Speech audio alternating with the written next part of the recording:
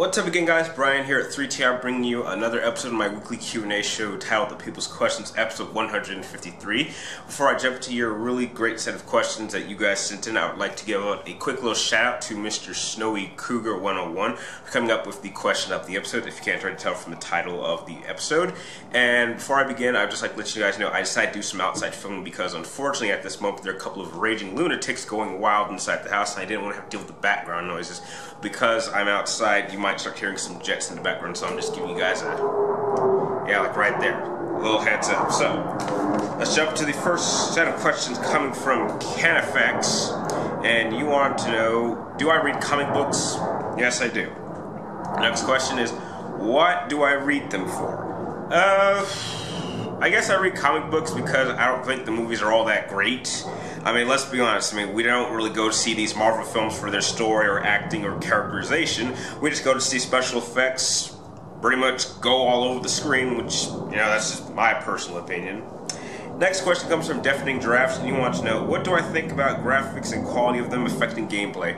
I don't really think the graphics affect the gameplay at all because, you know, go back 20 years ago, the graphics compared to how they are now were not all that great, and yet the gameplay to some of those older games still holds up to this day.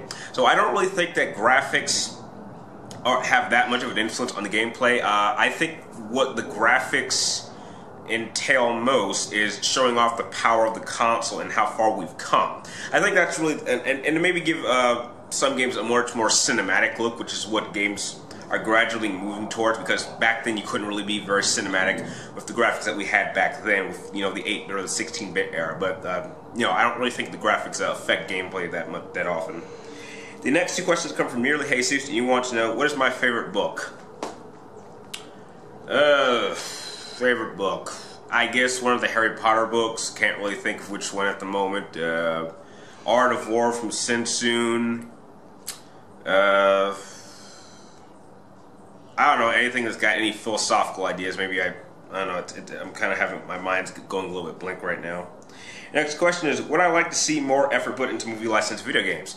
Yes, of course. Who wouldn't? I mean, movie licensed video games these days have a really bad reputation of just being, you know, cheap productions so they can come out at the time when the movie is released, and I think that's a terrible excuse. I mean, that shows that the company didn't really care about the game to begin with and just wanted to make a quick buck. And, you know, if you're going to waste all of these people's time and if you're going to waste the money of your consumers, then I think that's a very dishonorable use of some talented equipment. And so, yeah, you know, I mean, I know there are definitely some games that do live up to their movie counterparts, and in some essence, they actually exceed the movie counterparts, but yeah, I'd love to see more effort. The next set of questions come from Arturo Aldicado, and you want to know, what are my thoughts on the upcoming Supergirl show on CBS? I've never been a big fan of Supergirl, so, you know, this isn't really a show that I'm going to be very much interested in. Maybe I'll give it the first 2 episodes, but if it doesn't pull me in after the first 2 episodes, then I don't think I'll be very invested into it. What are my thoughts on the upcoming Quentin Tarantino movie? If I remember correctly, it's called The Crazy Eight, and it's supposed to be like a Western.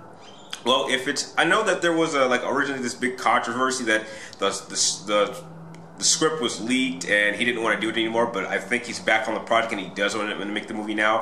If it's anything like Django Unchained, but a little bit crazier, then I think we're in for a pretty entertaining film. What are my thoughts on the upcoming Power Rangers movies?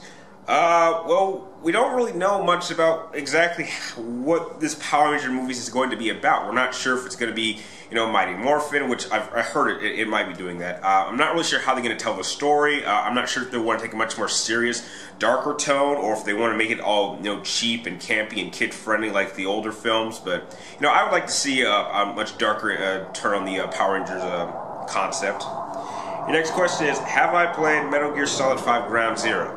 No, I haven't. In fact, it's right here. It still has not been opened. It's still wrapped up. I told you, I'm not going to play Ground Zero until I get an official release date for Phantom Pain, and I will play it the week before the Phantom Pain comes out, which is kind of amazing because this is the first time I've actually had a game for almost an entire year and I haven't played it, so that's pretty crazy. Next question is, what video game awards do I feel are most legitimate?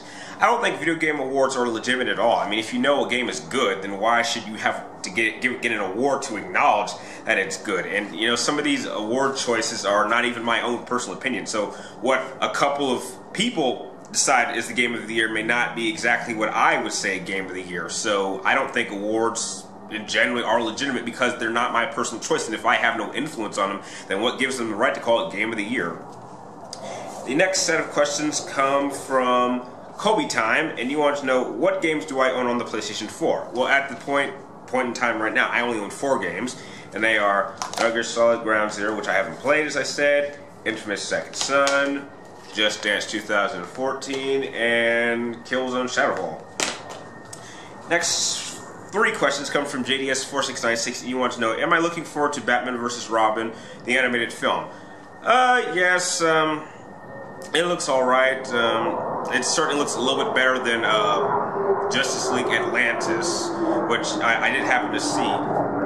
I did happen to see. I'm not sure if you guys want me to do a review for that, but no, it looks okay. I mean, I haven't really seen any animated films lately that have been like truly impressive, like not on like Return of Joker or Under the Red Hood quality, but you know they're much better than what Marvel does, which is none. Next question is, will I be playing Resident Evil Revelations 2? Yes, I will, but I'm going to wait until the entire game comes out. I don't feel like playing them in episodes. And your last question is, do I think the Order 1886 will be the best PlayStation exclusive of this year? There's a very strong possibility. I do believe that this will be a truly great new IP for the PlayStation library. I'm not really looking forward to Uncharted 4 all that much. I'm sure it's going to be an okay game, but you know, I'm just hoping to see this franchise end. And I have very, very high expectations for the Order 1886, especially since there's a good chance I might be getting the premium edition and paying $160 for it. Then it better live up to the hype.